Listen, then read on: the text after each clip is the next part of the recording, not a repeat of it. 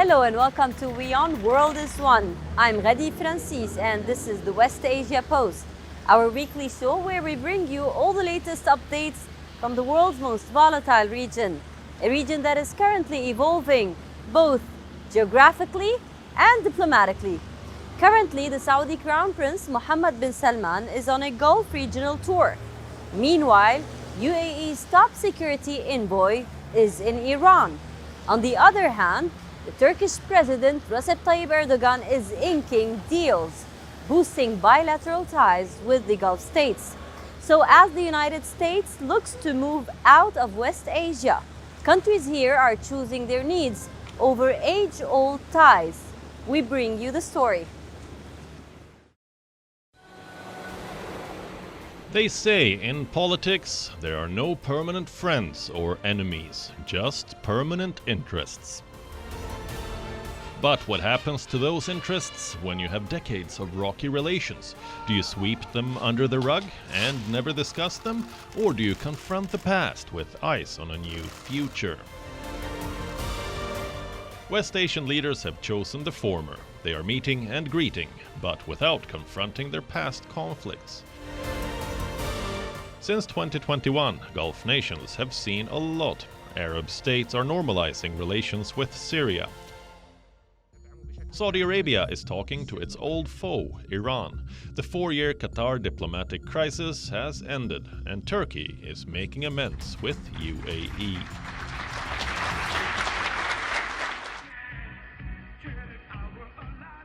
So how did it suddenly begin? The beginning of this change can be tracked back to November 2020.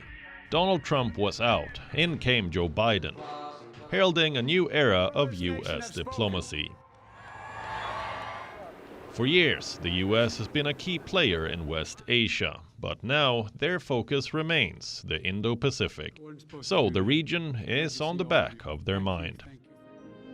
At the same time, politics here is constantly evolving, from the Abraham Accords to the Qatar blockade. And the grinding civil war in Yemen. Regional shifts are taking the region by storm. The first visit of its kind was that of the UAE Crown Prince to Turkey. Prince Mohammed bin Zayed Al Nahyan landed in Ankara as part of a diplomatic spree. A move to end regional rifts that have defined West Asia for years. This was no doubt a strange sight. This is MBS's first visit to Turkey in almost 10 years. The Gulf nation also announced a slew of investments, a lifeline for Turkey's free-falling economy. Not just MBS, the other Gulf prince, MBS, is also on a tour of the entire region. On his itinerary are 5 Gulf states: Oman, United Arab Emirates, Bahrain, Qatar, and Kuwait. He ends the trip with the annual GCC summit this month. The most crucial pit stop, however, is Qatar. This is Mohammed bin Salman's first visit to Doha since the Qatar blockade. In 2017, Saudi Arabia, UAE, Bahrain, and Egypt cut diplomatic ties with Qatar. They accused Doha of supporting terrorism and cozying up to enemy number 1, Iran. The row ended in January this year, so this visit is clearly a diplomatic effort to shore up allies and restore ties in the Arab world. But while MBS is in Qatar, there was someone else who wanted to meet him: Turkish President Recep Tayyip Erdogan. Erdogan and MBS have clashed in the past over the killing of Jamal Khashoggi, over the Muslim Brotherhood, and on who will lead the Muslim world. But now Erdogan wants a meeting with MBS, because money speaks louder than ideologies. Erdogan has a frailing economy to deal with, and investments from rich Gulf neighbors seems like the only way out. The other crucial meeting included Saudi Arabia's biggest foe, Iran. UAE's top security envoy was recently in Tehran. The visit was to develop quote-unquote warm and friendly ties.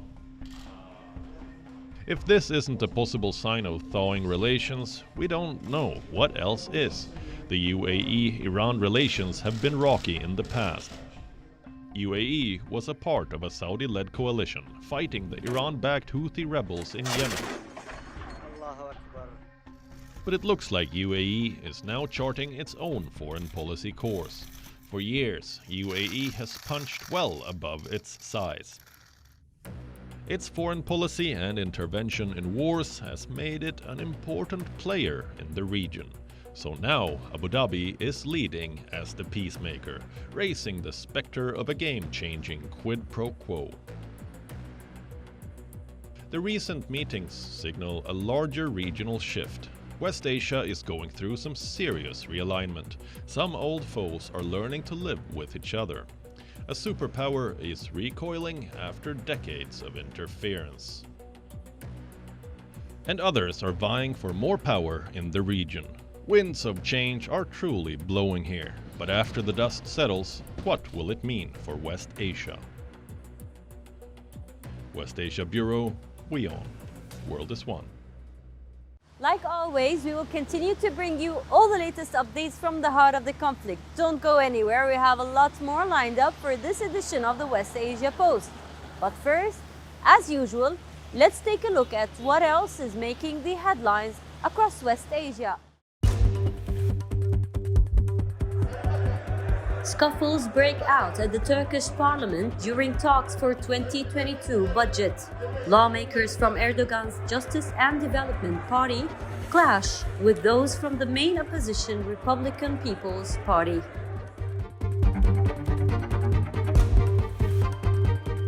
Authorities in Saudi Arabia have launched their biggest ever crackdown on camel beauty contestants, especially those that receive Botox injections and other artificial touch-ups. According to Iraqi military officials, US-led forces have ended their combat mission in Iraq, a move that transfers all remaining troops into a training and advising role. The US Congress has allowed a Saudi Arabia weapons sale to proceed. A bipartisan bid to block the $650 million sale of missiles and missile launchers failed in the US Senate. Israel announces the completion of a barrier along the Gaza border, equipped with underground sensors, radars, and cameras to curb threats after 3.5 years of construction.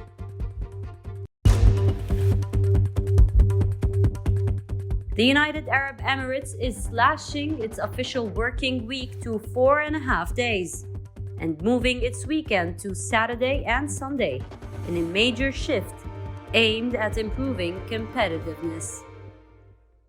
The probe into last year's deadly Beirut port explosion has been cleared to resume. This comes after being suspended for over a month on legal claims against its leading investigator, Judge Tariq Bitar. But why are Lebanese top politicians trying to stall the investigation? We tell you more.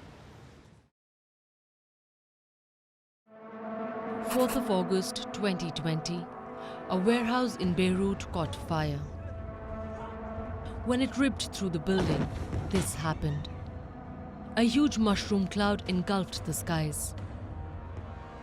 A massive explosion rang through the city. Shock waves were felt miles away.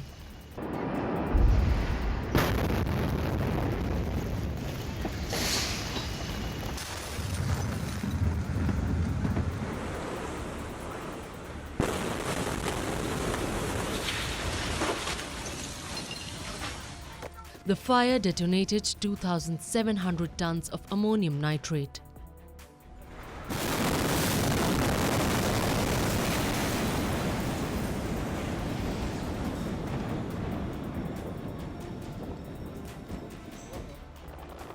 A highly explosive material stored in the port.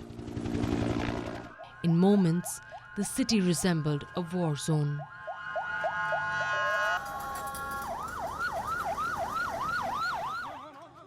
Over 200 people were killed and at least 5,000 injured. Chaos and confusion gripped the streets. It's a day that Beirut will never forget. So why is the Beirut blast investigation facing pushback? Currently, Judge Tariq Bitar wants to interrogate Lebanon's senior politicians and security officials. Bitar's efforts have become a rallying cry for many Lebanese against decades of unchecked corruption and mismanagement. So who does the judge want to question? Some very powerful people. Among them, the most prominent is Lebanon's former finance minister. He also wants to question Hassan Diab, the country's prime minister at the time of the blast. Many of them could face prison time if convicted. However, all deny any wrongdoing. So how are Bitar's efforts being stopped? All of the officials Bitar wants to question argue that they have immunity or that he lacks authority to prosecute them. This resistance to his actions has played out in the courts, in political life, and on the streets. Sectarian sensitivities too have been brought into play. But why does Hezbollah care about this? Bitar has not charged any known members of the Hezbollah, but the group has accused him of bias. In October, Hezbollah called for an anti-Bitar protest, one that escalated into deadly violence in the city.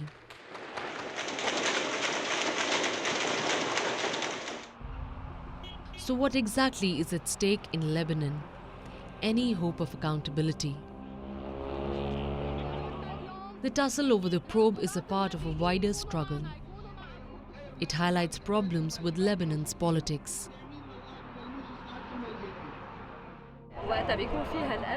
When there's this big of an attack on a person and all of the defendants are politicians fighting him like this, it means they don't like it and they are scared of him. We want to tell him that we have a lot of trust in him and we are waiting for him to put out his indictment. Lebanon's elites are using their power to influence the probe. They want to bury any scrutiny of the port's management. But as the politicians continue to deny the charges, Lebanese citizens feel betrayed. As the world gets ready to ring in a new year, it looks like stability and justice remains a distant dream for Beirut's victims. West Asia Bureau, WION World is One. The Me Too movement has taken the world by storm, and now it is coming to the Israeli military. Sex scandals have rocked the Israeli Defense Forces, with more and more female soldiers calling for change. We bring you the story.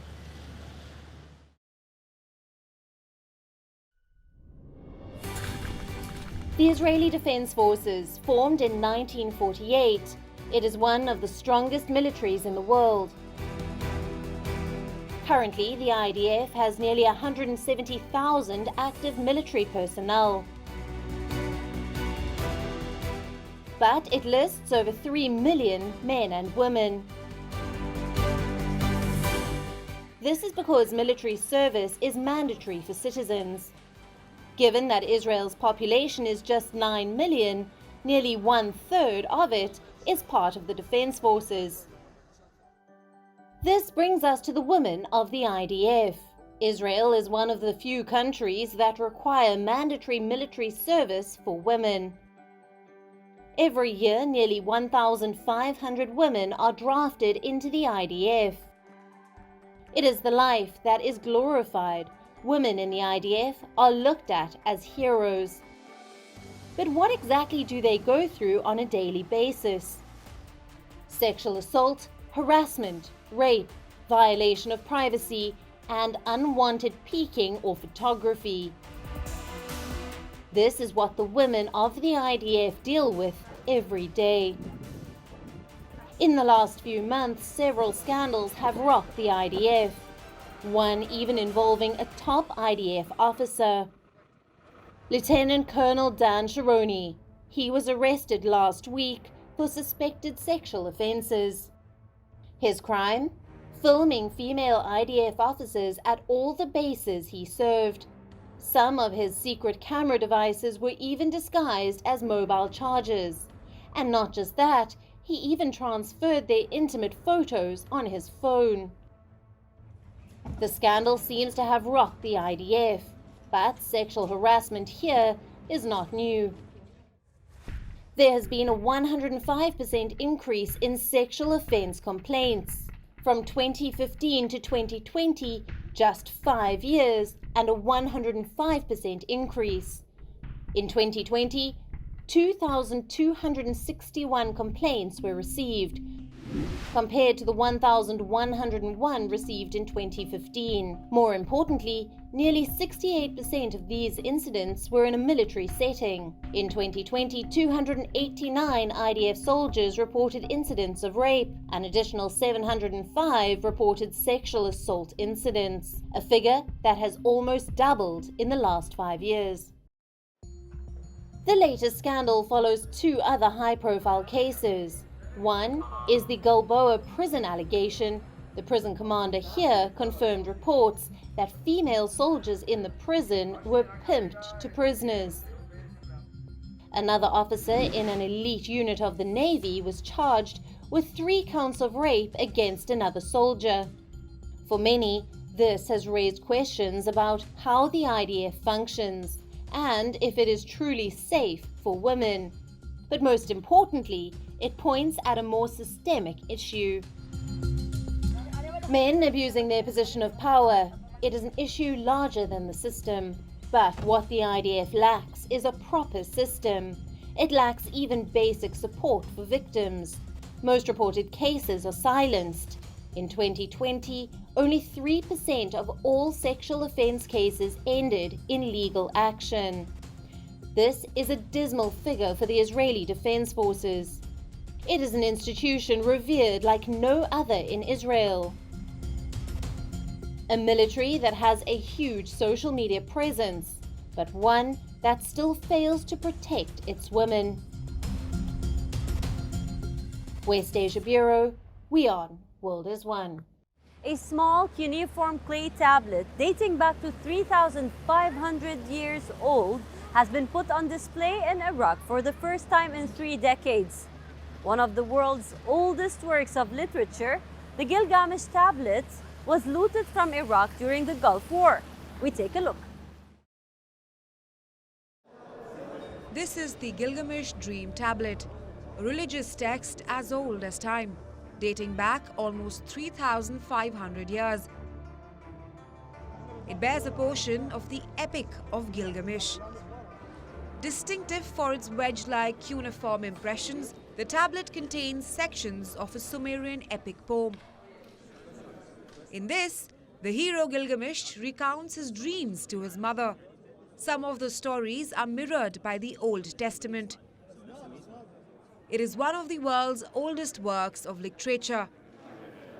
The tablet was found in 1853 as part of a 12-tablet collection discovered in the rubble of the library of an Assyrian king. The tablet is worth $1.7 million. So when the Gulf War erupted in Iraq, it was looted from an Iraqi museum. The tablet reappeared in the UK in 2001. An American art dealer bought it then from a London-based Jordanian family in 2003. That's how the piece finally reached United States. Here, it changed many hands. It was then sold to antique dealers in 2007. It was sold for $50,000 under a false certificate of origin. The tablet was once again sold in 2014. For how much? For $1.67 million. The buyers were the owners of Hobby Lobby, who wanted to display it at their Museum of the Bible. In 2017, a curator became curious about its origin. That's when the story of its travel came out. It was finally seized in 2019 by federal agents with Homeland Security investigations. Gilgamesh وهو لوح The Gilgamesh tablet is a 3,500-year-old clay tablet containing inscriptions in the Sumerian language. It was received by our embassy in Washington from the Museum of the Bible in Washington. سفارتنا في واشنطن من متحف الكتاب المقدس في واشنطن. The tablet then returned to Iraq, but it is one of the thousands that were looted. In 1 year, Iraq has recovered nearly 18,000 artifacts. This includes 17,899 pieces returned from the US. The artifacts were returned in late July on board a plane that was carrying Prime Minister Mustafa Ali Kadhimi. 17,000 We were able to recover about 17,926 artifacts from several countries, namely America, Britain, Italy, Japan, and the Netherlands. وإيطاليا واليابان وهولندا. Since 2003, Iraq's ancient heritage has been decimated by conflict, destruction, and looting. Over the last 30 years, the Gilgamesh has seen the world, smuggled through many countries, accompanied mostly by false documents, often dusty and non-recognizable. Now, the tablet has returned to its homeland, its rightful place in Iraq. West Asia Bureau, WION, World is One. West Asia is not without its share of culture, beauty, and oddities. In our next segment, Curiosities, we bring you some heartwarming stories from the region.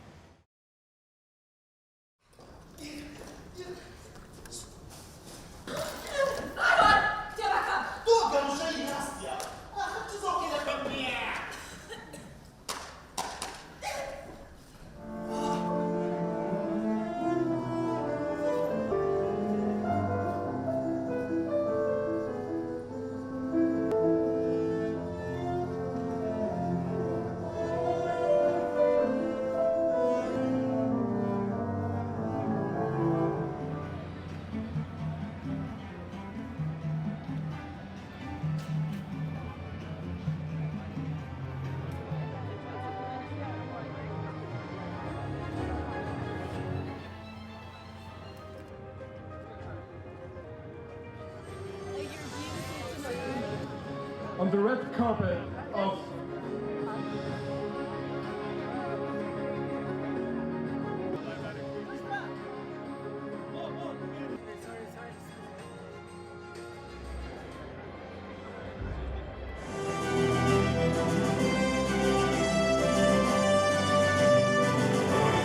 That's all we have for you on this episode of the West Asia Post. I will see you next week with a brand new lineup, bringing you more stories from the world's most volatile region. Until then, stay safe. I'm Ghadi Francis, coming to you from Beirut, and you're watching WION World is One.